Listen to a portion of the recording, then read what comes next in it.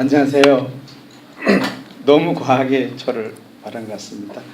특별한 건 없고요. 그냥 우리 목사님들이 최고의 고민이 설교가 아닐까 싶어요. 그런데 우연찮은 기회에 하나님이 은혜를 주셔서 이렇게 또 설교를 나누게 됐습니다. 저는 그 STP를 한 사람은 아니에요. 하진 않았는데 그 은혜 가운데 알게 돼서 더 목사님들이 편하게 설교할 수 있는 이 길이 없을까 하다가 혼자 이렇게 은혜를 받은 겁니다. 그래서 나누게 됐는데 이 시간에는 저희들이 설교의 전제로 들어갈 때 저희 이프로 스쿨에서 쓰는 언어입니다.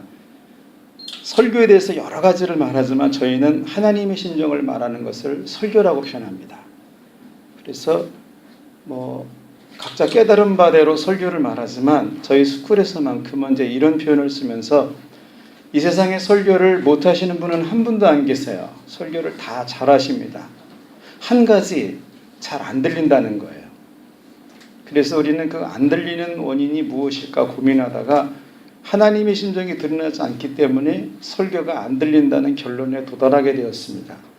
그래서 저희들이 이것을 중심으로 이렇게 설교학교를 하게 되었는데 저희들이 이제 여러분 가지고 계신 교재를 피시면 제목이 처치 프린팅이에요. 왜 처치 프린팅이라는 제목을 저희들이 갖게 되었냐면 프린팅은 여러분 말 그대로 건축 용어입니다. 그래서 기초를 쌓는다는 뜻인데 목회를 하실 때는 보통 기초가 세 가지가 들어가요. 하나님이 디자인하신 교회, 그리고 목회적 관점, 성경을 한 번에 뭐로 볼 것이냐, 그 다음에 하나님의 심정이 드러나는 설교, 이 세 가지 기둥이 있어졌을 때 목회라는 것이 돌아가기 시작합니다. 그래서 저도 짧은 기간에 이런저런 설교를 많이 해왔지만 사람들이 은혜는 받았다고 얘기를 해요. 그런데 변화는 없어요. 여기에 상당한 제가 충격을 받았습니다. 목사님 은혜 받았어요. 그런데 여전히 그 모습 그대로 사는, 그러니까 뭔가 잘못됐는데 그것을 찾지 못했던 그런 고민을 쭉 하다가 하나님께서 그 작은 은혜를 주셔서 혼자 이런 것을 또 깨닫게 되고 알게 되고 나누게 되었어요. 1970년도경에 미국에서 그 팬텀이라는 거, 유령이라는 전투기를 만들었습니다. 그런데 그 전투기가 훈련 도중에 추락을 했는데 조종사를 찾지 못했어요. 근데 10여일 만에 조종사를 찾고 보니까 조종사가 그런 말을 했습니다. 내가 달을 보고 하루를 걸었는데 아침에 제자리더라. 그래서 그 다음날 별을 보고 걸었는데 또 제자리더라. 그 고민을 말하고 나니까 그 고민을 들었던 나사에서 뭐를 만들어내기 시작했냐면 GPS라는 것을 개발했습니다. 그래서 위성 하나를 쏘면 반경 500m의 그 물체를 찾을 수 있고, 이것도 좀 멀다. 두 개를 쏘니까 100m 안에서 물체를 찾았어요. 이것도 멀다. 그래서 세 개를 쏘니까 1m에서 10m 안에 물체를 찾습니다. 지금 여러분이 쓰시는 내비게이션이 다 세 개의 GPS가 와요. 그래서 거의 원하는 지점에 도달하는 것처럼 오늘날 저희들이 그래요. 목회든지 설교든지 내가 정확한 방향을 가고 있는지 컨트롤 타워가 우리들에겐 부족하다는 것이죠. 그래서 이 GPS 같은 어떤 프레임적 기능을 가지고 있으면 자다가 깨도 설교가 될 텐데 이런 기능이 없다 보니까 계속 아침에 열심히 기도하고 뛰었는데 아침엔 제자리예요. 그 다음날 5만 가지 세미나를 다 섭렵했는데 그 자리예요. 이런 현상들이 나타나더라는 것입니다. 그래서 저는 오늘 짧은 시간에 여러분 목사님들 손에 GPS를 하나를 주어드리겠어요. 그래서 그것을 붙드시고 지혜롭게 또 연구하시면은 아마 좋은 결과가 있으리라고 생각을 합니다. 이런 어떤 세미나든지 이런 모임을 갖다 보면은 제가 이렇게 살아오면서 사람들을 이렇게 만나다 보니까 크게 서너 종류의 사람들이 있더라고요. 기질과 재능과 성품과 다양한 그 달란트들을 가지고 있지만 제가 만난 사람들 중에 처음에 딱 봤을 때 나면서부터 아는 사람이 있어요. 이 사람은 망치를 주면 망치로 집을 짓습니다. 톱을 주면 그 톱으로 나무를 썰으면 기계가 썬 듯 매끄럽게 썰어요. 누가 가르쳐 주지도 않았는데. 상당히 부러움의 대상입니다. 흠모할 만한. 아무도 가르쳐 주지도 않고 배우지도 않았는데 그런 분들이 계시더라고요. 또 한 분은 배워서 하시는 분이 계세요. 이분은 상당한 시간의 노력과 연습과 훈련을 통해서 올라가서 이게 정상이 아니면 과감하게 버리고 또 다른 정상을 향해서 꾸준히 노력을 해서 어느 선상에 서 있는 분이 계십니다. 그리고 또 한 분은 어떤 분이냐면 배워도 모르시는 분이 계세요. 이분은 머리가 나쁜 것이 아니라 체질적으로 본인이 소화하기가 어려운 것입니다. 그래서 논리적 사고가 강하기 때문에 어떤 영적인 은사다 조금 멀리할 수 있는, 그러다 보니까 잘 소화가 안 되는, 그래서 배워도 잘 모르시는 분이 계시더라고요. 그리고 또 한 분은 누구냐? 모르는데 안 배우는 분이에요. 상당히 용감합니다. 이분은 보면 일의 진척은 참 빠른데 꼭 뒤에 상처가 남아요. 상대방이든지 이웃이든지 옆 사람이든지.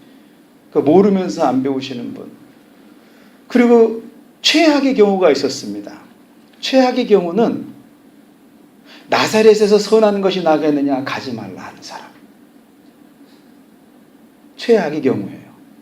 그런데 그 최악의 최고의 반열에 오르신 분이 또 계시더라고요. 그분들은 누구냐? 나사렛에서 선한 것이 날 수 없기 때문에 가지 말라고 그러면 그 소리를 듣고 안 가는 사람. 적어도 이 두 부류의 사람은 직종을 빨리 바꿔야지 자기에게 유익이고 상대방에게 유익합니다. 저는 여기 계신 분들 가운데 나사렛에서 선한 것이 없다라고 해서 안 오신 분들이 아님을 믿습니다. 아멘. 앞에 네 부류의 사람들은 믿음으로 마음을 쏟으면 하나님이 은혜를 주세요. 근데 뒤에 두 부류들은 아무리 갖다 놔도 안 들립니다. 그래서 그분들은 다른 걸 하시는 게 훨씬 아름다운 것 같아요. 여러분 이제 이 세미나를 진행하는 동안에 짧은 시간에 여러 종류의 말을 들을 텐데요. 혹시 여러분들이 신학과 사견과 경험과 체험과 영성으로 들으면 안 맞을 수 있어요. 그럼 버리시면 됩니다. 저희 주관적 개념들이 많이 있기 때문에. 그런데 믿음으로 들으면 목회 10년은 앞당길 수 있어요. 아멘이세요? 아멘. 그러면 기도하고 한번 시작해 보겠습니다. 기도합시다.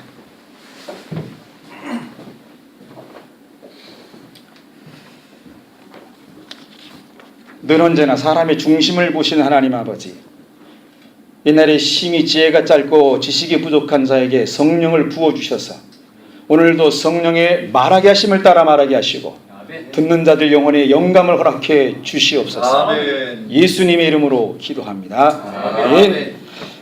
자, 이제 첫 번째 강의 들어가겠어요. 목회를 시작하시려면 비전이 있으셔야 되는데 그걸 우리가 비전 메이킹이라고 말을 합니다. 비전은 크게 세 종류의 비전이 있어요. 하나님이 주시는 가스 비전, 그 다음에 교회를 향한 철치 비전, 그 다음에 목회자가 가지고 있는 페스터, 목회자 비전이 있습니다. 하나님께서 교회를 향한 비전은요, 전 세계적으로 공통적입니다. 이건 바뀌질 않아요. 그것은 구비자로 훈련되고 열방에 파송되어 세계를 구원하는 교회가 하나님의 교회를 디자인하시고 교회에 내린 비전입니다.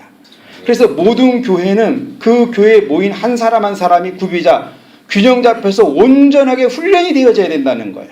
그래서 그 사람들이 가장 가깝게 교회로부터 집으로부터 세상으로부터 모든 곳에 파송이 되어서 그 열방과 민족을 구원하는 목적, 이게 하나님께서 교회를 향한 비전이라는 것입니다.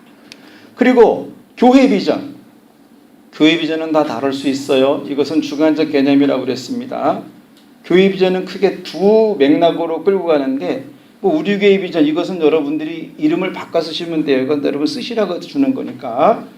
예수님이 세우신 균형 잡힌 그 교회와 우리가 세운 건 개척한다는 뜻이고, 예수님은 핏값으로 교회를 세웁니다. 그 교회를 말하는 거예요. 예수님이 핏값으로 세우신 교회는 균형이 잡혀 있어야 합니다. 그래서 성령이 충만하면 반드시 인격이 따라가야 되고, 인격이 있으면 성품도 좋아야 돼요. 성품 있으면 기질도 깨끗해야 되고, 기질이라는 건 언변이 좋아야죠. 그런 모든 게 균형이 잡혀 있어야 된다는 겁니다. 예수님이 디자인해 세운 그 교회 자체가. 그래서 하나님이 찾으시는 구비자된 한 사람, 교회의 사람들이 균형이 잡혀 있으면 하나님이 그 사람을 찾을 수 있을 만큼 세워져 있어야 된다는 거예요. 그래서 그가 온 민족이 하나님을 예배하는 그날까지 성령의 권능으로 사역하는 교회. 그래서 이 짧은 안에 보면은 교회의 비전은 예수님, 하나님, 성령님. 그래서 교회는 우리 성부, 성자, 성령 하나님의 그 움직임을 떠날 수가 없다 이것입니다. 이렇게 교회 비전을 세우는 거예요. 그리고 페스터 비전, 목회자 비전입니다. 물론 목사님들이 나는 선교사를 파송해야겠다 다 가지고 계셔도 돼요. 그런데 가장 원초적인 비전, 내가 이 한 사람을 봤을 때 그 사람에 대한 비전입니다. 교회에 누군가 사람이 들어왔을 때 그것은 우리 교회의 비전은 구원받은 한 사람의 좋은 성품. 이 사람 구원을 받았는데 계곡이야. 큰일 납니다. 오늘날 교회가 왜 이렇게 시끄러워요? 교회에 나와서 예수를 믿는다지만 세상 말로 싸가지 없다 이겁니다. 목회자에게 대들고 성도에게 상처 주고 성품이 안 좋아서 그래요. 그러니까 목회자들이 성도들을 세울 때는 그 구원받은 사람의 성품이 좋아지도록 사역을 하는 게 우선이라는 거죠. 선교지 데려가서 비전 트립하는 건 잠깐이에요. 성품이 하나님을 영광롭게 해드리고 주의 목회자를 섬기고 교회를 향한 봉사가 없는 성품이다. 어렵습니다. 또 균형 잡힌 한 사람의 거룩한 은사. 그렇게 사람의 균형이 잡혀가 있으면 영적인 게 필요하다는 거죠. 성령 충만을 통해서 나타나고 드러나고 보여주고 상대방의 손에 쥐어줄 수 있는 그런 거룩한 은사. 각자마다 주신 그 은사를 가지고 이들이 반드시 예수의 흔적이 있어야 돼요. 죽었다가 살아났든지 망했다고 회복이 됐든지 뭐 나름대로 그 그리스도의 보혈의 피가 깊숙이 녹아내린, 그래서 그 영혼에 흘러내린 보혈의 피에 하나님의 영광이 배가 띄워지는 그런 흐름의 증인이 된 모습이 있을 때 이게 목회자의 비전이 되는 거라 이겁니다. 그래서 여러분 요거를 가서 뭐 알아서 만드셔도 되고 쓰시면 돼요. 안 쓰셔도 되고. 그 다음에 교회 미션이 있습니다. 하나님께서 교회를 세우시고 교회 사명을 주셨는데 우리 한번 이거 읽어볼게요. 시작. 우리는 큐티로 말씀 공동체를, 도로 기도 공동체를, 훈련으로 영성 공동체를, 성령으로 감사 공동체를, 파송으로 선교 공동체를 이루어 주일마다 온 성도가 함께 최고 예배를 드리며 불신자를 찾아 전도하여 모든 영혼을 구원하고 구원받은 사람들을 비자로 양육하며 훈련하고 자신의 영적 은사를 기쁘게 사용하여 하나님 디자인하신 그 교회를 세우고 한 마음으로 사랑하고 교제하며 온 민족과 영광을 구원하게 하여 존재한다. 네, 이거 스테이트먼트입니다. 말 그대로 그 사명 선언문 같은 건데요. 이거는 이게 교회가 디자인되었을 때 우리 교회가 해야 될 일들입니다. 우리는 이런 일을 하겠다. 그래서 이게 5개의 기둥으로 세워져 있는데 어떤 분들은 또 그 얘기예요. 공동체가 뭐냐, 생명체지. 여러분, 최 목사나 최종찬 목사나 단어에 삘 받지 마세요. 그런 데 붙잡혀 있는 분들은 죽어도 안 열립니다. 이게 참 안타까워요. 그러면 우리 목사님들 사드락 메삭 아벤노고 말하면 돼요? 그 이름 누가 줬어요? 바벨론의 느부갓네살왕이 준 이름인데 목회자가 그 이방 사람이 준 말 함부로 쓰면 돼요? 우리는 그런 건 잘 써요. 성경에 기록돼서 썼는지 모르지만 그래 놓고 그냥 이런 단어를 보면은 그거를 막 이깁니다. 참 안타까운 거예요. 그러니까 안 보이면 용감해요. 그렇지만 여러분들 그런데 오래 삘 받지 마시고 눈을 뜨세요. 아멘. 눈을 뜨세요. 아멘. 사도신경에 거기 보면 홀리 카톨릭 처치라가 나와 있어요. 거룩한 공예. 그거 외우시잖아요. 우리 목사님들 제가 볼 땐 천주교인 아니신데 그거는 괜찮은 거예요. 그러니까 내가 생각하고 내 편에 맞는 거는 좋은 거고 아닌 거는 이거는 빨리 내려놓으셔야 됩니다. 어떤 분들은 축복이란 단어를 쓰면 안 된다고. 물론 사전적 의미 축복, 빌축자의 복복자예요. 하나님이 사람에게 복을 빈다. 그러니까 축복이라는 단어 쓸 수 없다.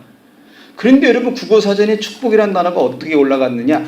기독교에서는 신이 믿는 자들에게 주는 복을 축복이라고 표현한다라고 딱 픽스시켰습니다. 지금. 그러니까 마음대로 축복이라는 단어 쓰셔도 돼요. 아멘. 신기하게 이런 단어에 삘 받아가지고 제발 여러분 그런 거 빨리 내려놓으셔야 돼요. 그래서 축도도 그래요. 찌어다 하옵나이다. 그게 그렇게 중요해요. 하나님의 심정이 안 나오는데 그러니까 엉뚱한 데 삘 받으면 아버지의 심정은 말 못하고 단어에 삘 받아서 인생 망칩니다. 그래서 짧은 시간이지만 다 제가 못 해드려요. 오늘 여러분 나누는 거는요, 저희 스쿨에서 하는 거 한 100분의 1 정도밖에 안 됩니다. 그런데 제가 거저받았기 때문에 다 거저드려요.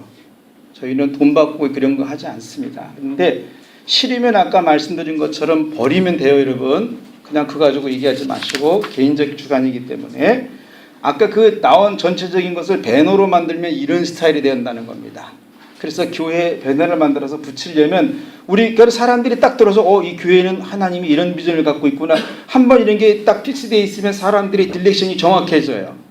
교회를 바라볼 때 이 교회는 이런 형상으로 가는구나. 이제 그런 일이 생긴다는 겁니다. 그래서 이런 게 한 가지가 있고, 저희 스쿨에도 스테이트먼트가 있습니다. 비록 우리 목사님들을 제가 그릇이 작아서 많은 분들은 섬기지 못해요. 그런데 그래도 사람이 모이면 어떤가 기본적인 룰과 지켜야 될 기본적 소양이 필요하기 때문에 저희들은 이 4가지 기둥으로 나갑니다. 그냥 한번 읽어볼게요. 시작. 하나, 우리는 어떤 교회도 비방하지 않는다. 하나, 우리는 어떤 목사도 헌납하지 않는다. 하나, 우리는 어떤 설교도 폄하하지 않는다. 하나, 우리는 어떤 성도 책망하지 않는다. 네, 저희 스쿨의 그 스테이트먼트가 이겁니다. 저는 이제 한번 참 많은 그 죽음 얘기를 경험했지만 결정적 그 죽음의 문턱에서 나왔을 때 에스겔을 통하여 8장에서 이거를 주셨어요.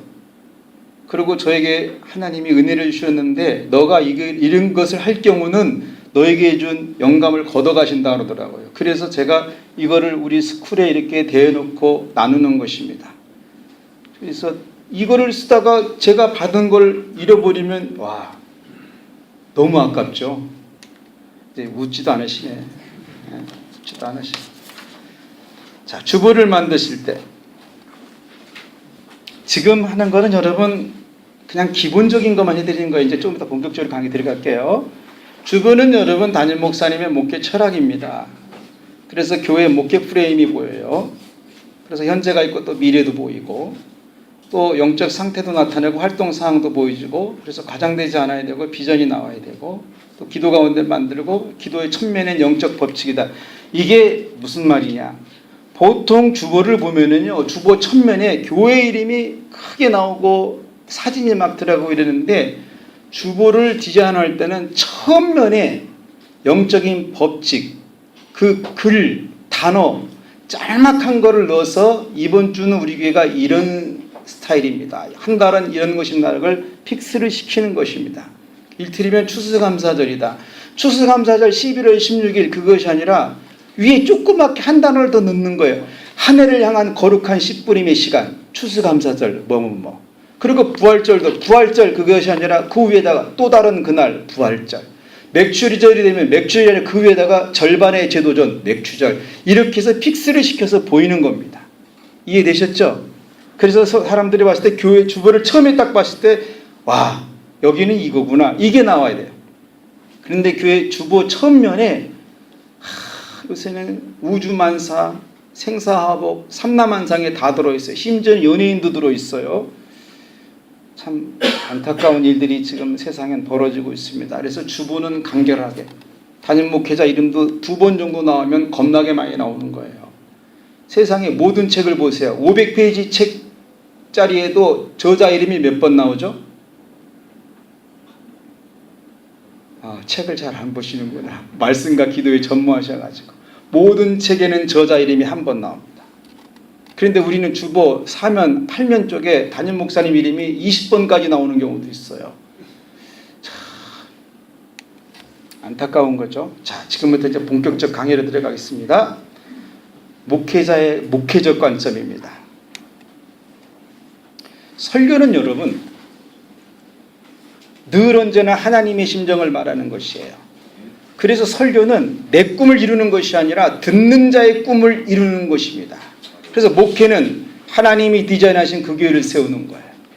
그래서 신기하게 이렇게 설교를 들어보면 다 자기가 깨달은 것을 전해요. 본인이. 그것은 하나님이 너가 그 부분을 모르기 때문에 은혜를 주시는 겁니다. 그거를 전하라고 주는 게 아니에요. 큐티에서 깨달으면 그거를 막 전해요. 그거 설교 아닐 수 있어요. 설교는 하나님의 심정이 드러나도록 말하는 게 설교라는 것입니다. 근데 이게 참 어렵기도 할 거예요. 처음에 지금 들어보면. 자, 그 다음에 보면 이제 목회적 관점인데, 목회는요, 성경을 보는 관점에서 출발해야 되는데, 바울이 드로아의 유두고에서 설교를 하고 강론을 하는데 유두고가 떨어져 죽었어요. 아니, 사람이 떨어져 죽었으면 설교 딱 수접하고 내려가서 사람을 살려야 되는데 바울이 계속했어요. 참, 우리는 이거를 막 신학적으로, 철학적으로, 교리적으로, 윤리적으로 접근하는데 목회적으로 접근하셔야 돼요. 목회적으로. 왜 바울이 안 뛰어내려갔느냐? 죽었으면 살려줘야 되는데, 바울의 목회적 관점은 이겁니다. 내가 떠나면 이제 곧 로마의 박해와 유대계의 핍박이 너희를 죽일 텐데 그때 그리스도 예수를 믿고 죽은 자는 죽어도 산다. 이걸 보여주고 싶어가지고 설교를 다 마친 다음에 죽은 유두고를 일으켰다 이것입니다. 이게 목회적 관점이에요. 그러니까 너가 지금 죽었어도 그리스도 예수를 믿으면 사는데 앞으로 오는 박해에서는 견딜 수 없을 만한 고통이 있다. 그러나 믿으면 죽어도 산다. 그거를 모두에게 보여주고 싶은 목회적 관점으로 그 시간 그 일을 했다 이것입니다. 이거를 신학적으로 접근하면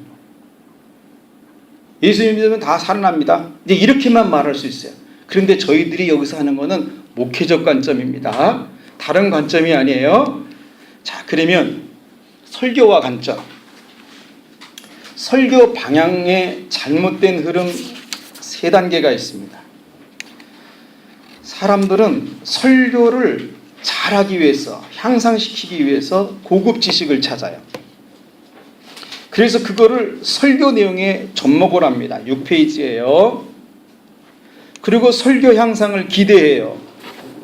여러분, 내용을 통해서는 설교 향상이 되지 않습니다. 참 안타까운 게 여러분, 이게 좋은 지식을 설교 바구니에다 막 집어넣어가지고 접목을 시켜서 내 설교가 나아지겠지. 안 들린다는데 어떡할 거예요? 여러분 그거 아세요? 어떤 권사님이 막 주니까 목사님이 그렇지 않아도 내가 이번에 신학 서적을 해석해가지고 설교를 아주 기가 막히게 만드는데 계속 주니까 열받아가지고 옆에 집사한테 빨리 저 권사 깨워. 응? 이렇게 훌륭하고 귀한 내용을 안 듣고 졸아 권사가 돼가지고 그러니까 이 권사가 팔짱 탁 끼고 있다가 집사를 보고 딱 한마디 했어요. 제 혼자 보고 와서 깨우라 그래. 안 웃으시네? 여러분, 내용과 지식이 많으면 설교가 향상되는 게 아니에요. 방대해질 뿐이지.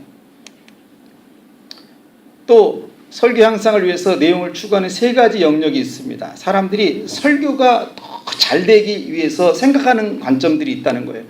그게 뭐냐면 설교의 향상 아이템은 3가지밖에 없습니다. 다른 것도 있겠지만 성경의 아이디어.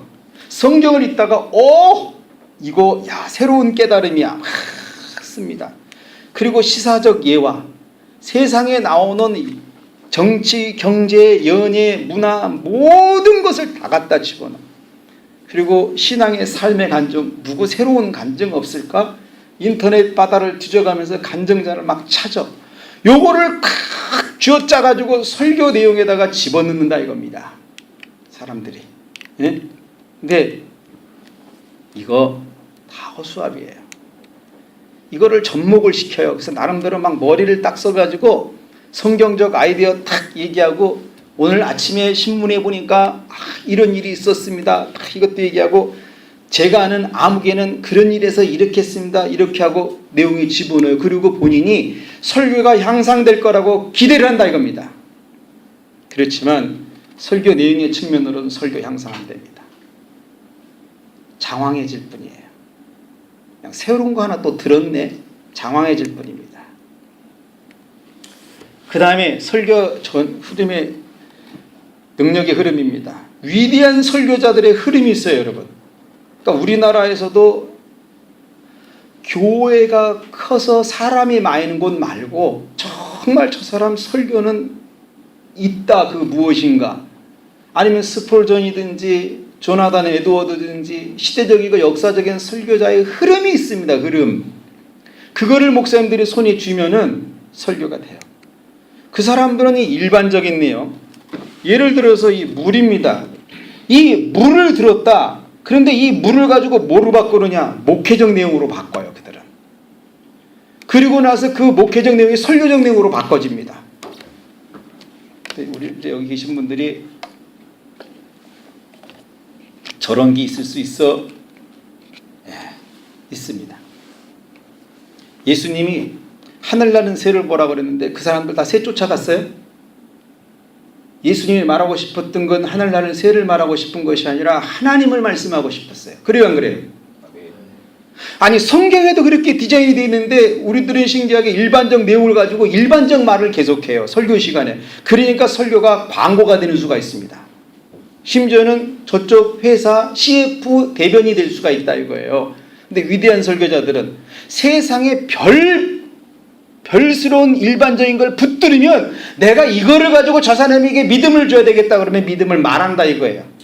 그게 위대한 설교자라는 거죠. 근데 그 손에 쥔 일반적인 내용이 성경이다, 이제 폭발하는 거죠. 이해가 지금 되시나요? 이해가 되셔야 됩니다. 그리고 지식 중심, 세상에 모든 지식 굉장히 많이 있어요. 이 지식 중심이 성도 중심으로 바꿔져요, 위대한 설교자들은. 그러니까 어떤 지식을 가지고 있어도 성도가 있으면 성도 중심으로 그걸 변화를 시킨다 이것입니다. 그리고 나서 자기가 원하는 설교 중심으로 말이 변형이 돼요. 이게 위대한 설교자들의 특징입니다. 가만히 보세요. 그러니까 그들은 이것저것 하는 말 같지만 그 내용이 다 접목해보면 듣는 청중과 성도를 향함이고 그게 자신의 목회를 향해서 끌고 간다 이것입니다. 항상 보면 그렇게 디자인이 되어 있어요.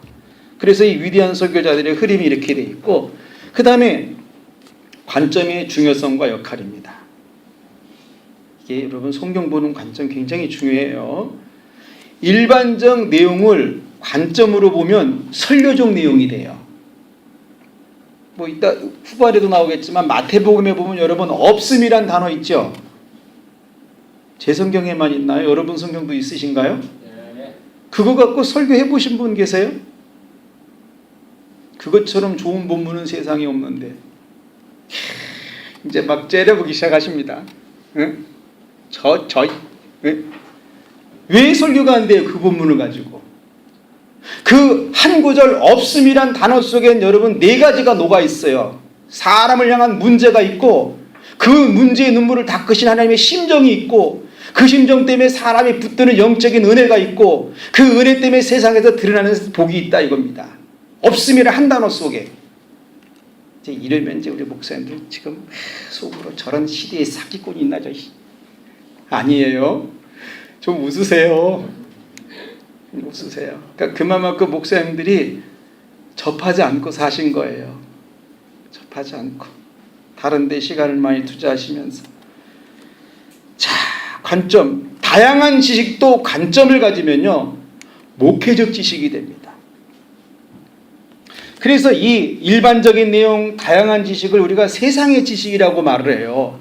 그런데 설교자는 뭐냐? 이 세상의 지식을 새로운 내용으로 전환할 수 있어야 된다는 겁니다. 전환을 하려면 관점이 있어야 돼요.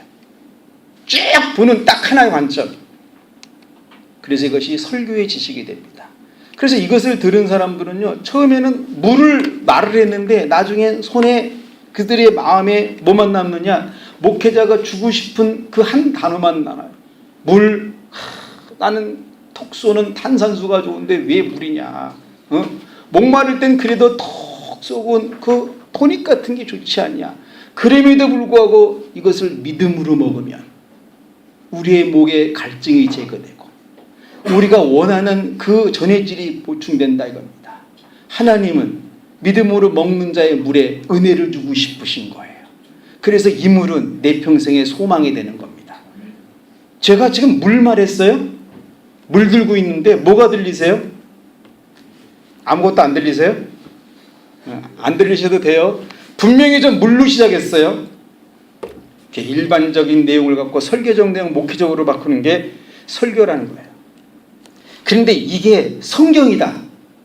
대단한 거죠. 그래서 성경은 66권에 머물지 아니하고 한 66,666권도 더 돼요. 꼭 어디서 이단같이 사람 보는 듯. 여러분 빨리 머리에 있는 것들을 지우세요. 자, 출애굽기 저자와 히브리 저자와의 다른 목회적 관점입니다. 출애굽기 2장이나 히브리 11장이나 동일한 사건이에요. 그 사건이 뭐냐면 모세가 바로를 피해서 도망가는 사건인데 출애굽 기자는 뭐라고 얘기를 했느냐? 두려워서 갔다고 썼어요. 두려워서. 근데 히브리 기자는 무서워 아니해서 갔다고 그랬어요. 그러면 이 사람 둘이 지금 싸우는 거예요?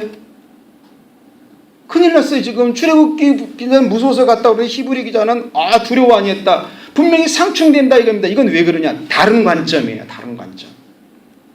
출애굽기 저자는 모세를 볼 때 자기가 뭐로 봤느냐? 상황적 관점으로 봤습니다. 그러니까 이렇게밖에 말을 못해. 그런데 히브리 기자는요, 믿음의 관점으로 봤어요. 그러니까 그 상황을 뒤집었다 이것입니다. 그래서 다른 목적이 생기는 거예요. 관점이 있으면. 그래서 이것을 다른 포인트 워드라고 말을 합니다. 그러니까 여러분 히브리 성경을 붙들고 설교를 하는데 자꾸 모세 얘기하면서 여러분 무서워서 갔어요 이러면 그날 히브리 기자 화내요. 나는 이 관점으로 했는데 왜 그걸 바꾸냐고. 그러니까 여러분 히브리 기자가 그렇게 봤으면 우리도 그렇게 말하는 게 은혜가 된다는 것입니다. 사도 바울의 관점 볼게요. 혹시 여기 계신 분 중에 천사의 말 하시는 분 계십니까? 여기? 저도 좀 배우러 가야 되겠어요. 천사의 말. 이 정도 하는 사람이면 이거 대단한 사역자예요. 방언 기도는 뭐 다 하시겠지만 천사의 말을 한다. 와, 진짜 와죠, 와. 응? 예언을 하는데 예언이라는 건 여러분 사람이 와서 기도해 보더니 그거 예언 아니에요. 예언은 뭐냐? 눈을 뜨든지 감았든지 하나님이 말을 시키는 겁니다. 그 말이 똑같아요. 내일 지구가 망한다. 이게 똑같아. 안 바뀌어. 그게 예언이에요. 뭐 사람이 걸어왔는데 그 사람 보고 말하는 게 예언이 아니고 그런 능력 대단하죠. 안 대단하세요? 전 이런 능력 없습니다. 불사르게 내어줘요. 요즘은 저놈을 불사르는데 저만 웃나 봐. 자기를 불사르게 내어준대요. 이거 진짜 엄청난 사역자입니다. 우리 목사님들이 이 정도는 대주셔야 되는데 이제 이러면 슬슬 머리에 김이 막 나기 시작하죠. 이제 응? 너나 해. 그런데 바울이 이 대단한 사역자들을 보고 뭐라고 그랬느냐? 천사의 말을 하는데도 불구하고 시끄러운 사람이다. 아주 말만 많고 말을 만들어내고 꽹가리 같은 인간이다. 바울이 이렇게 얘기했어요. 그러면 고린도에서 천사처럼 말했던 그 사람들 얼마나 시험 들겠습니까? 바울이 대놓고 이런 소리만 나는 이 꽹가리 같은 인간아. 이렇게 말했다 이겁니다. 예언을 하니까 사람들이 무지하게 모여들었는데 바울이 그거 아무것도 아니야. 그까짓 그게 뭐야. 이렇게 오면 미치는 거죠. 자기는 그게 최고인 줄 알고 여지껏 달려왔는데 바울이 볼 때는 웃긴다 그거 이렇게 표현했다 이겁니다. 또 자기 몸을 불사르게 내어주는데 그거 유익 없어 인간아. 너만 몸 뜨거운 거야. 지금 바울이 그 얘기하고 있어요. 그러면서 바울이 그들을 뭐라고 그랬냐? 무익한 사역자라고 말했습니다. 무익한 사역자라고. 근데 바울의 관점을 보세요. 바울이 말하고 싶은 것은 사람의 방언과 천사의 말을 말하고 싶은 것이 아니라 사랑이 없어서 문제를 발생되는 그거를 말하고 싶은 거였어요. 그렇죠? 그러면 설교에서도 이게 드러나야 된다는 거예요. 우리들은 그 고린도전서 그 훌륭한 13장을 읽고 설교함에도 불구하고 방언을 그렇게 말을 해요.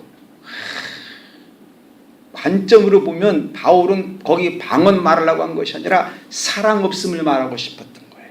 그렇죠? 분명히 그래요.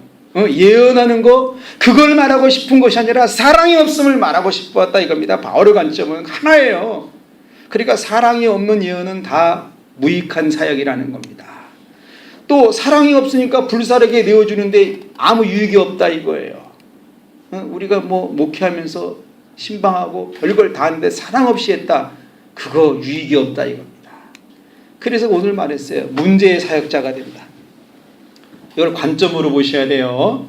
문제의 사역자. 자, 그 다음에 가인과 아벨의 비교입니다. 가인과 아벨의 관점의 비교. 가인과 아벨 히브리 저자의 관점입니다. 잘 보셔야 되거든요. 가인은 농업을 했어요. 아벨은 목축업을 했어요. 일반적 삶입니다.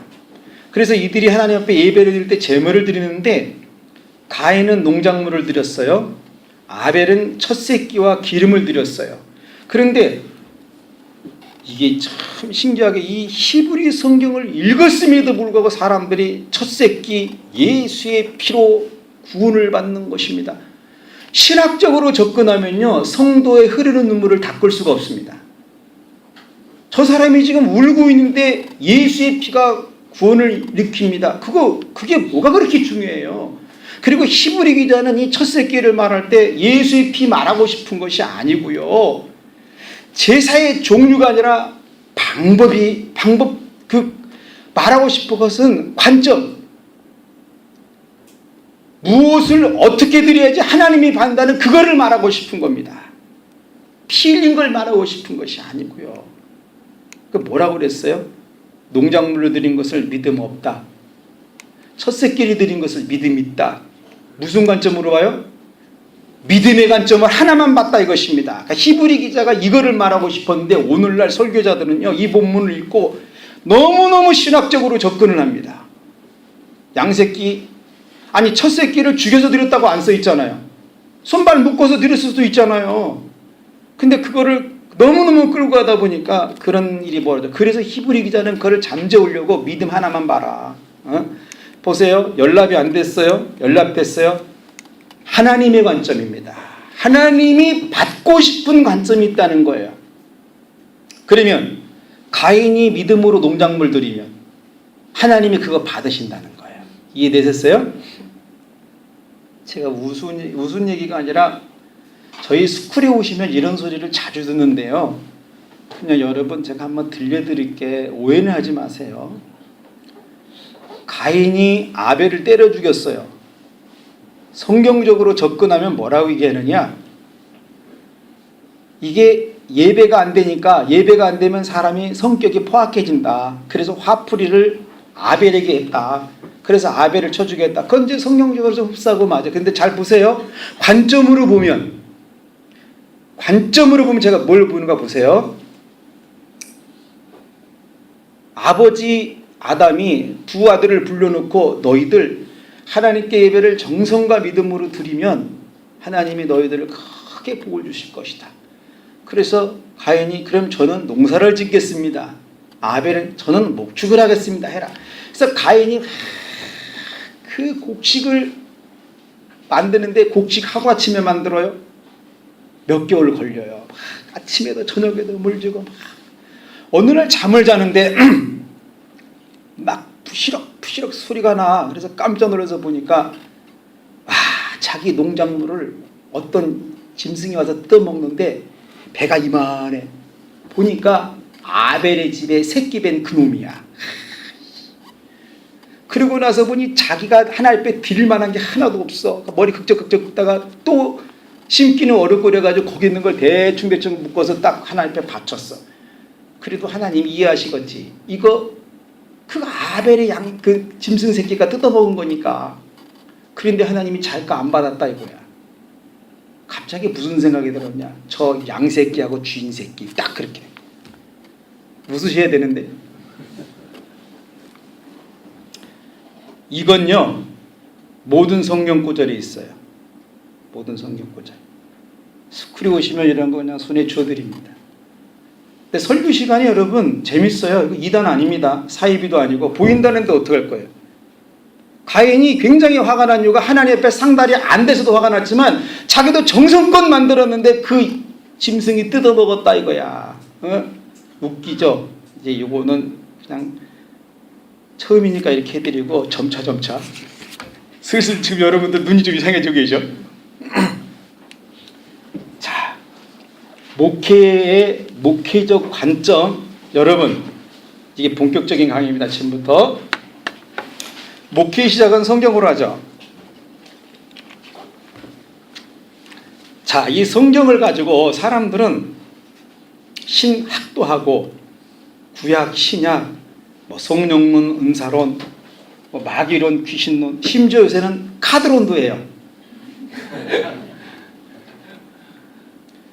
이 모든 것들은 여러분 도구입니다. 하나님께서 성경을 기록했을 때 신학을 봐라, 귀신론을 봐라, 이것을 준 것이 아니라 이건 도구예요. 도구. 성경에 여러분 혹시 도마서 성경 가지고 계세요? 도마서 성경. 도마서 성경이 왜 없어요? 어느 날 예수님이 도마에게 오셔가지고, 야, 베드로도 성경을 쓰는데 너도 한 권 써야지. 베드로가, 도마가 어떻게 쓸 수 있어요? 설교 한번 해봐라. 그랬더니 머리를 딱 긁다가, 여러분, 이 손가락으로 말씀드릴 것 같으면 옆구리를 찌른 거야. 한 번 만지는데 10,000원, 두 번 오면 8,000원.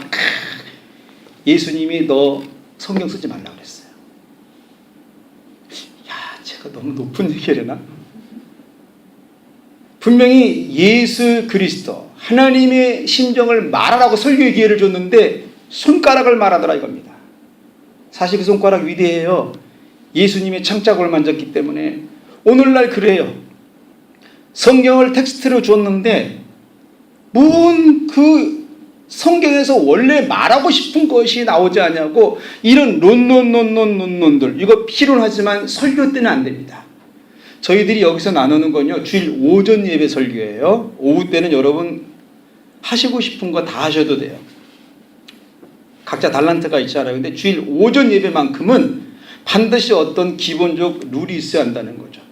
그래서 그 성경을 꽉 쥐어짜면 뭐가 나오느냐? 예수님, 하나님이 나옵니다. 구약에서는 하나님, 신약에서는 예수님. 우리 예수님은 여러분 이 성경에서 구약이나 신약이나 예수님이 등장을 할 때 신학교를 세우거나 선교단체를 세우거나 뭐 이것을 하려고 예수님이 나타나신 게 아니에요. 성경은 여러분 늘 진주어를 말합니다. 진주어. 하나님. 하나님. 그런데 오늘날 이 진주어가 설교에서 사라지고 가주어가 등장을 했어요. 여러분, 아브라함이 100세의 아들 낳은 걸 보십시오. 어쩌라고요? 우리는 출애굽기 14장 15장을 읽으면서 그런 말을 해요.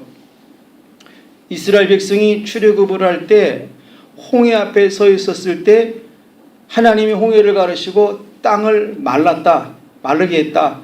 그래서 하나님께서 이스라엘 백성이 걸어가기 편하게 했다. 이게 보통 사람들이 보는 겁니다. 그런데 그 전에 갑자기 여러분 바로왕이 병거를 만들었는데 특별병거를 만들었어요. 이 길이가 한 5m 되는데 거기다가 600기를 만들었어. 그래서 이 특별병거가 한번 지나가면 주변 중동 모든 국가는 납작 엎드려야 돼. 너무너무 무서우니까. 그런데 이 바로왕의 한 가지 애환이 있는데 뭐냐? 이거 한 120km 달릴 만한 아우토반 고속도로 없냐? 우리 나일강 주변은 이게 모래가 많아가지고 이 기가 막힌 내 특별병거 달릴 데가 없다고.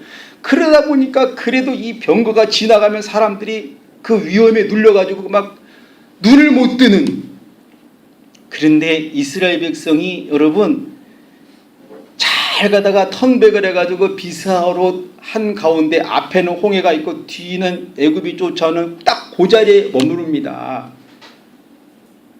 하나님이 그 많은 홍해를 내비로 두고 왜 거기에 머물게 하셨을까? 우리 하나님이요, 바로왕의 군대와 지병거를 딱 재보니까 한 3km 정도 돼요. 기록지가. 그래서 비스하로 이 홍해가 건너는 길이가 한 3km 정도 되니까 거기를 딱 선정을 합니다. 그리고 쫙 갈랐어요. 이스라엘 백성 건너갔어요. 여기까지는 성경이에요. 잘 보세요. 저 이 풀에서 뭐를 하느냐. 바로왕이 딱 섰는데 웃었어요. 안 보이시죠? 왜 웃었느냐? 니들이 믿는 신은 우리 특별병거를 위해서 고속도로를 닦냐? 가자! 그때 말 콧구멍이요, 얼마나 큰지 안 보이시는가 봐. 그 말 이빨이 근데 그 많은 그 바로왕의 600 특별병거와 지휘관부 한 3km 사이즈 딱 채우니까 우리 하나님이 다 드시더라 이겁니다. 하나님이 땅을 왜 마르게 하셨느냐? 바로에게 은혜를 주고 싶었던 거예요.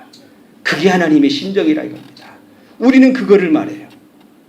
이스라엘 백성이 홍해를 걷는 거 이상 하나님께서 그 일을 하고 싶었어요. 그리고 이스라엘 백성들이 뒤돌아보니까 아까 달려왔던 그 바로 왕의 말의 콧구멍이 바다에서 이거를 보고 지나갔다고 그 써있더라고. 내가복음 9장에. 성경은 여러분 누누이 진주어 되신 하나님을 말합니다. 근데 설교에서는 그 하나님을 잘 말하지 않는 이 시대, 여러분 목회적 관점이라는 건 다른 데 있지 않아요. 성경을 꽉 쥐어짜면 그 담에 뚝 떨어지는 우리 하나님인 진주어, 우리 예수님인 그 진주어, 이 두 분을 말하려고 성경이 기록됐다 이것입니다. 그리고 성경을 보기 시작해야지 안 보이는 게 보이기 시작해요. 그래서 우리 예수님은 이 땅에 선교단체나 기도원 세우려고 오신 것이 아니라 예수님의 중심에 뭐가 있느냐? 교회가 딱 하나 있어요. 그래서 우리 예수님은 진주어 되신 하나님이 이 땅에서 보여지고 예수님이 보여진 이유란 이유는 교회를 세우시려고 보이시더라 이겁니다. 근데 오늘날 교회가 여러분, 교회는 여러분 흑백을 말하는 것이 아니에요. 여야를 말하는 것은 더더욱이 아니고 옳고 그름을 따지는 것도 아니고 선악의 잣대를 디미는 곳이 아닙니다. 교회는 이게 생명이냐 사망이냐를 말하는 곳이에요. 그런데 오늘날 교회가 생명인지 사망인지를 손에 안 쥐어주니까 너 여야 나 야야, 너 맞아 나 틀려, 너 백이야 나 흑이야. 그래서 결국은 뭐예요? 쪼개진다 이것입니다. 우리 예수님이 핏값으로 이 땅에 딸랑 하나 세워놓은 교회는 언제나 생명을 말하고 사망을 말했어요. 11조 드리는 게 생명이에요 사망이에요? 그러면 드리면 돼요. 주일 지키는 게 생명이에요 사망이에요? 그러면 지키면 돼요. 그런데 우리들은 이렇게 접근하지 않습니다. 주일 예배 안 드리고 돌아다니면 저주받아. 그러면 그 다음날 자기 아들이 그렇게 하면 어떡할 거예요? 다음 주에. 그러니까 관점을 안 가지고 있으면 내가 하고 싶은 말을 한다는 것입니다. 하나님께서 여러분, 하나님이 진주어 되신 하나님이 들으라고 싶어가지고 유대교를 세웠어요. 나를 정확하게 드러내려면 그래도 이런 율법적인 조항들이 있어야 되니까 율법까지 줬어요. 하나님이 드러나고 싶어가지고. 그런데 유대인들이 뭐 했느냐? 율법을 높였어요. 제사를 높였어요. 그래서 우리 하나님이 유대교의 문을 닫으셨다 이것입니다. 그리고 나셔서 하나님께서 로만 가톨릭이란 천주교를 기독교를 만들어 세웠어요. 하나님 드러나고 싶었어요. 그런데 거기에서 성내전이 하나님보다 더 높아요. 심지어는 어떤 한 사람이 하나님을 대행해요. 우리 하나님 천주교 문 닫았어요. 그리고 1517년경에 이 땅에 교회를 세웠어요. 그런데 교회가 처음에는 성령의 거룩한 은혜와 역사로 하나님이 드러나고 예수 그리스도의 보혈의 피가 흘러서 많은 사람을 구원하겠는데 시간이 가면 갈수록 너가 여냐 내가 야다. 그러면서 심지어는 사람이 드러나더라 이것입니다. 그래서 우리 하나님이 지금 교회 문을 닫고 계세요. 전도를 안 해서 전도가 안 되는 것이 아니라 하나님의 심정이 안 드러나니까 그 교회 문을 닫고 싶으신 거라 이겁니다. 사이즈 중요하지 않아요. 우리 목사님들이 하나님의 심정을 말할 수 있다면 그 심정을 듣게 하기 위해서 이 세상에 방황하고 흘러다니는 사람들을 오게 하신다 이것입니다. 그게 예수 그리스도가 세운 교회의 뜻이에요. 그러니 여러분 이 목회적 관점을 보실 때 저도 성경, 여러분도 성경을 갖고 시작하는데 성경은 늘 언제나 하나님을 말하고 예수님을 말한다. 이 관점이 있어야 돼요. 그리고 예수님을 꽉 쥐어짜면 이 땅에 교회 하나가 뚝 떨어진다. 그러면 교회 중심에는 뭐가 있느냐? 교회 중심에는 예배가 있어요. 이제 예배가 뒤에 다시 더 세부적으로 나오니까 지금 간단하게 하겠습니다. 예배는 레위기 1장 1절로 9절에 보면은 그 예배 드리는 제물의 자세 세 가지만 말했어요. 가죽을 벗기고 머리와 기름을 제거하고 정강이와 내장을 제거해라. 이게 신기하게 여러분 가죽 벗기는 건 이해가 돼요. 뭐 우리가 표현하면은 뭐 죄가 될 수도 있고 뭐 세속적인 것 될 수도 있는데 머리와 기름은 따로따로 떨어져 있는데 왜 이걸 붙여놨냐 이것입니다. 말 그대로 머리는 생각이고 기름은 힘이에요. 하나님 앞에 예배하는 자는 자기 생각 그렇게 중요하지 않습니다. 자기 힘 그것도 중요하지 않아요. 우리가 이제 추수감사절에 나오는데 그 종료 가지 말하지 않습니까? 그 종려나무 가지, 종려가지는요 불에 타도 안 타요. 불에 다 태우고 밑둥치로 잘라도 또 자라납니다. 그런데 그 종려가지가 언제 죽느냐? 죽는 때가 딱 있는데 이스라엘 백성이 감사절날 그 룰랍을 하고 4가지 준비물을 가지고 나옵니다. 그 중에 하나가 종려나무 가지인데 이 종려나무 가지를 자르려고 올라가면 이게 원래 비늘처럼 돼가지고 사람은 못 올라가요. 쫙 있어가지고. 그러니까 올라가서 가운데 상층부에 있는 거를 뚝 떼가지고 내려왔는데 그 다음부터 죽더라는 거예요. 종려나무가.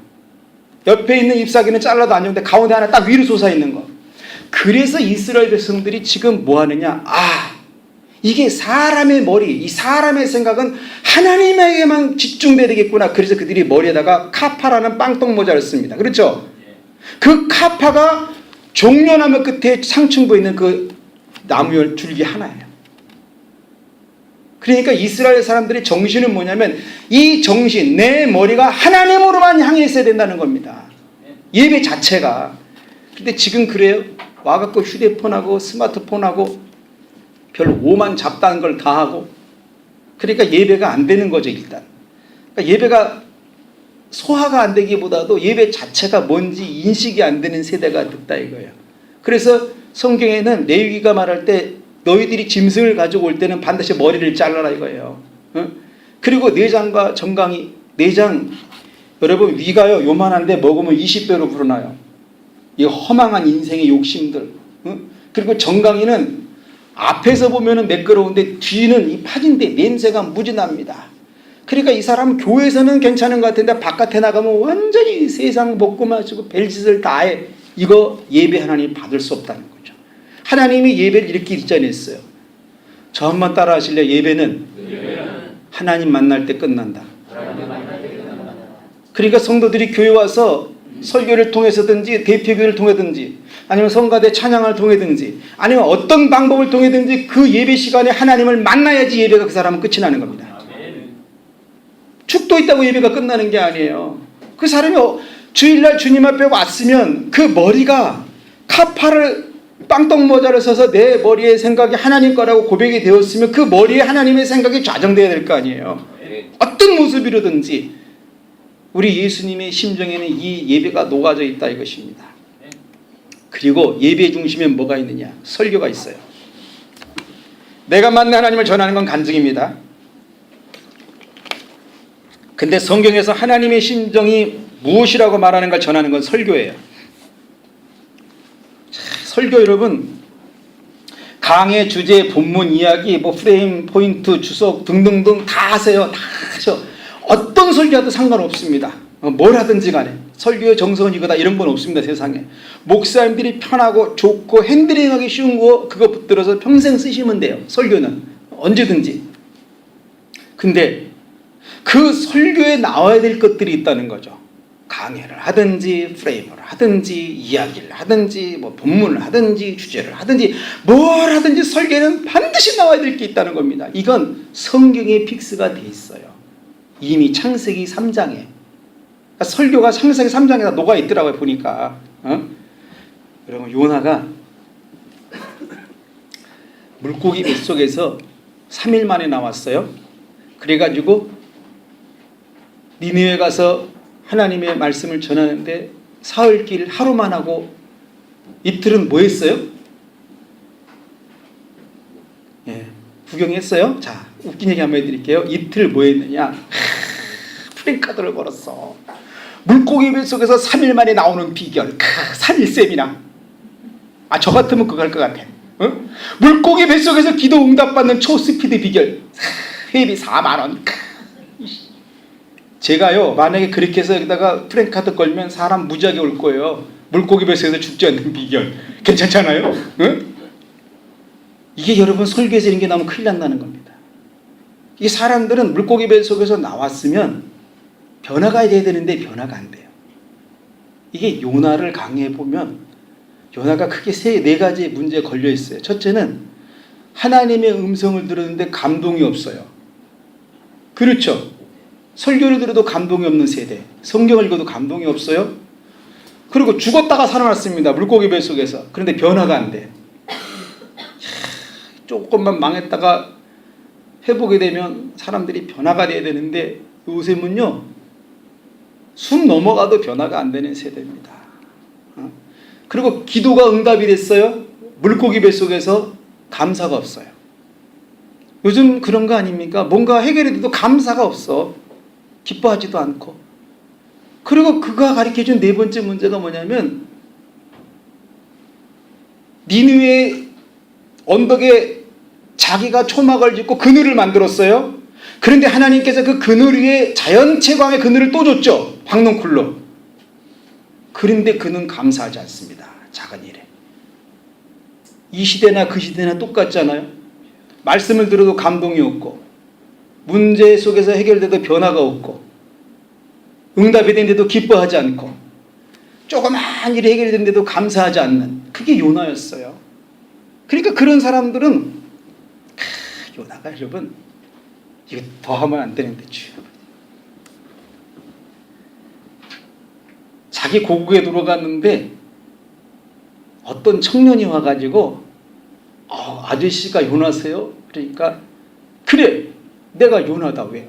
그러니까 그 청년이 하는 말 너무너무 고맙고 감사해요. 뭐가? 당신이 전에 우리나라 니느웨에 왔을 때 회개하라 외쳤을 때 좌우를 분별하지 못했던 12만 중의 어린아이가 바로 저였습니다. 딱 그러는 거예요. 그리고 세월이 지났어요.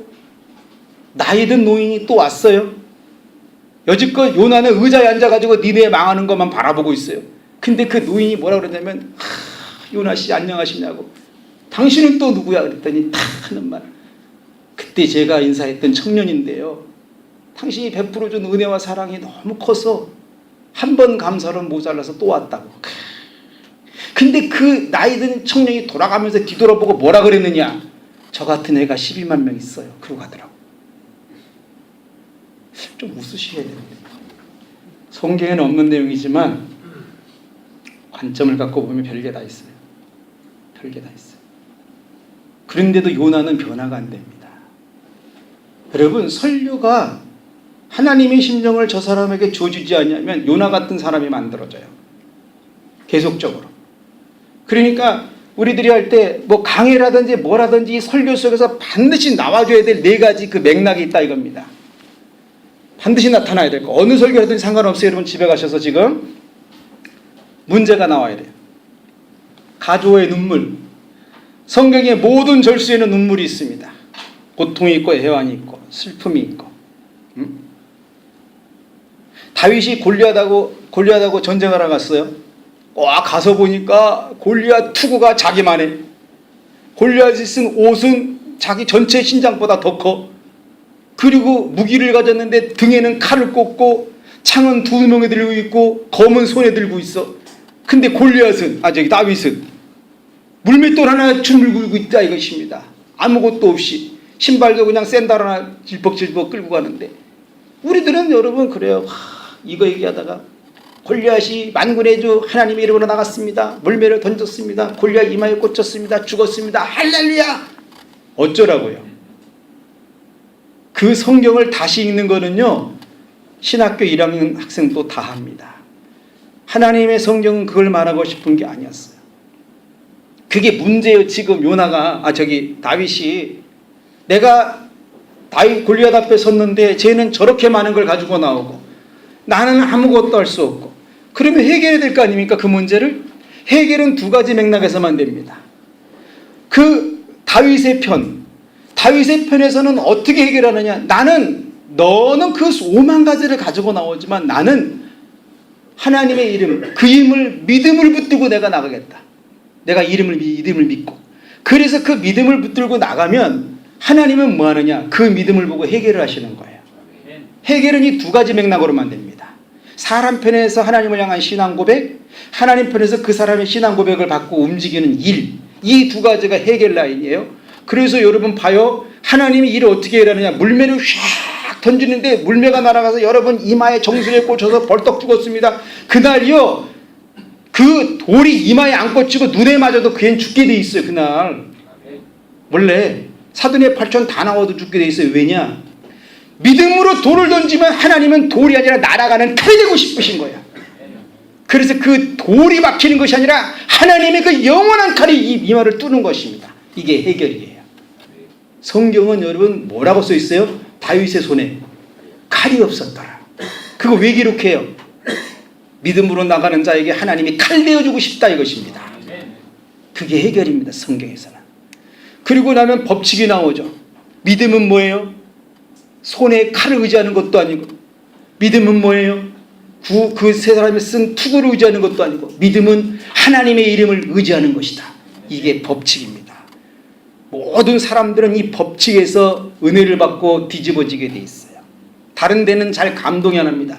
믿음 없는 자는 손에 칼을 의지하지만 믿음 있는 사람은 하나님의 칼을 손에 붙듭니다. 이렇게 되는 것이 바로 법칙이라 이것입니다. 되셨어요? 그러면 축복이 오는데 이 축복은 뭐냐? 다윗이 여러분 자기는 왕관 같은 모자가 없는데 걸어가서 골리앗의 투구를 손에 거머집니다.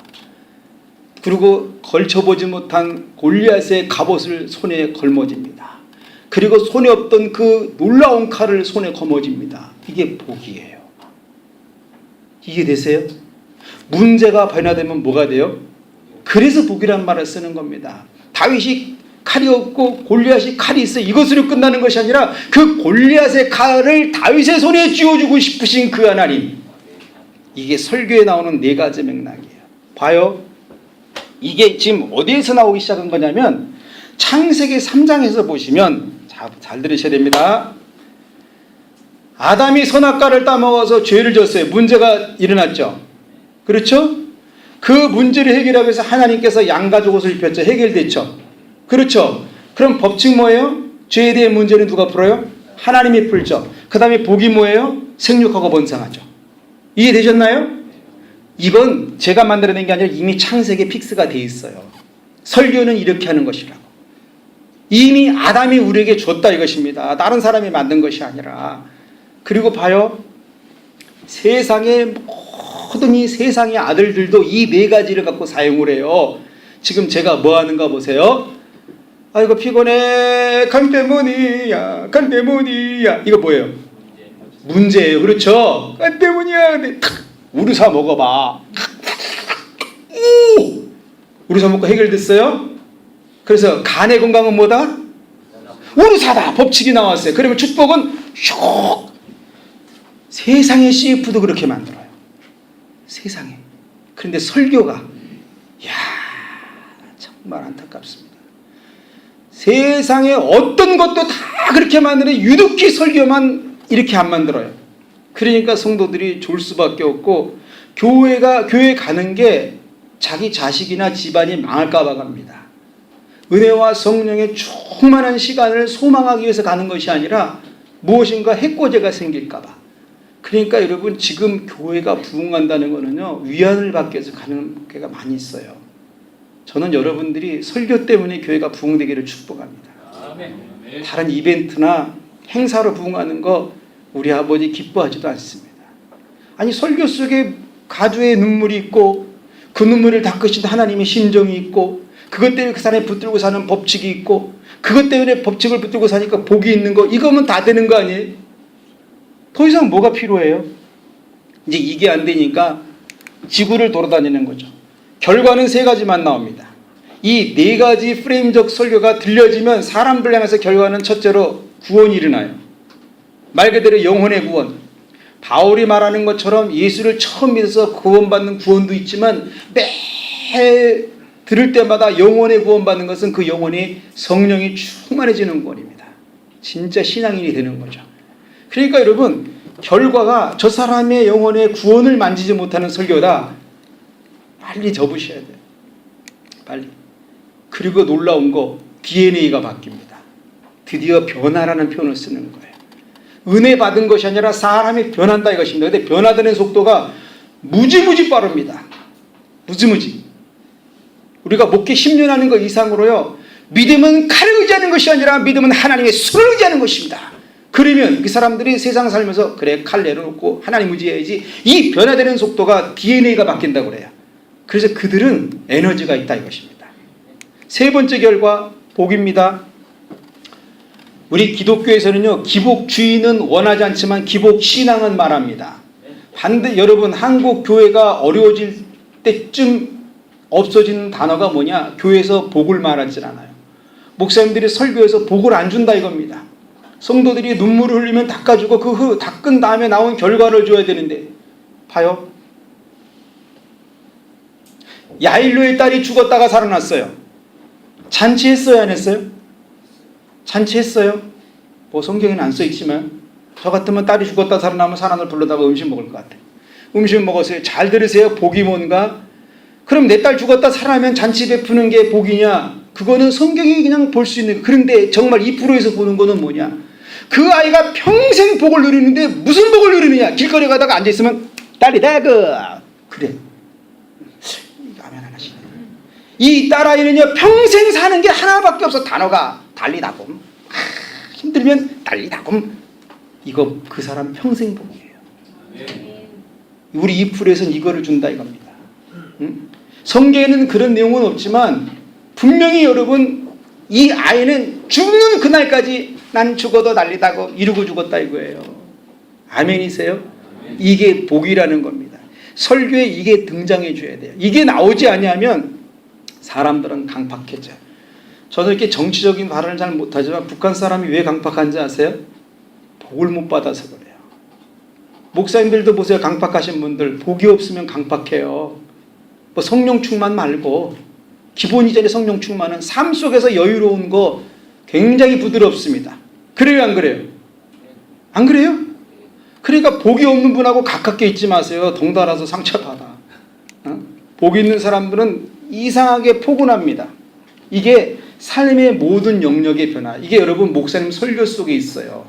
자, 관점이요. 성경 속에 하나님 진조가 있고, 진조 대신 예수님 속에 교회가 있고, 교회 속에 예배가 있고, 예배 속에 설교가 있고, 설교에는 이 네 프레임으로 움직이고, 거기에 대한 결과가 이건데, 그러면 결론은 뭐냐? 하나님의 형상 2%입니다.